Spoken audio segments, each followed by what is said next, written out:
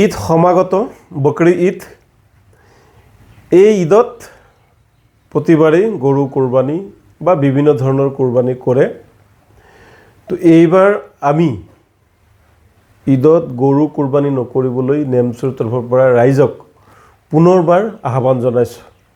বিগত সময়ত আমি ৰাইজলৈ আহ্বান জনোৱাত বহু ঠাইত ৰাইজে স্ব ইচ্ছাই গৰু কোৰবানি বন্ধ কৰিম বুলি কৈছে আৰু আমি পুনৰবাৰ সেই আহ্বানটোকে জনাইছোঁ যে অসমৰ শান্তি সম্প্ৰীতি মিলা প্ৰীতিৰ স্বাৰ্থত আমি গৰু কোৰবানি দিয়াটো বন্ধ কৰিব লাগে।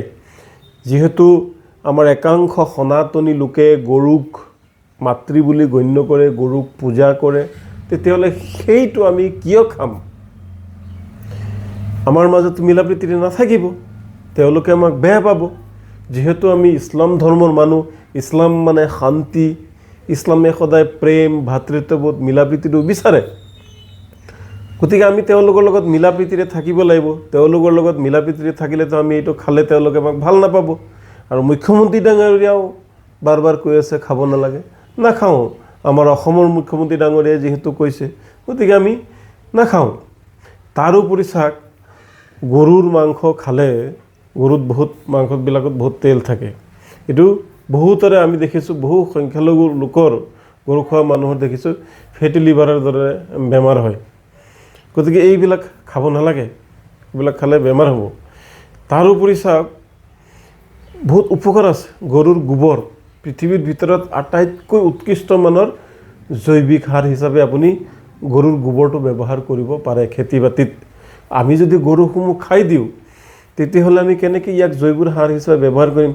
আজিকালি কৃষকসকলে বহুত ধৰণৰ ৰাসায়নিক সাৰেই হওক বা কীটনাশক সাৰ ব্যৱহাৰ কৰে।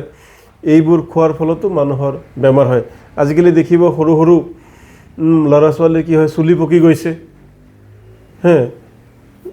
গাৰ বিষ বা বিভিন্ন ধৰণৰ বেমাৰ হৈ আছে।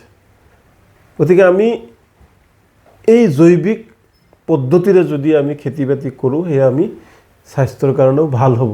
গতিকে আমি ৰাইজক আহ্বান জনাম যে ৰাইজে গৰুৰ যি গোবৰ আছে সেয়া সংৰক্ষণ কৰিব লাগে আৰু ভালদৰে ইয়াক জৈৱিক সাৰ হিচাপে কৃষিজাত সামগ্ৰী উৎপাদনত ব্যৱহাৰ কৰিব লাগে।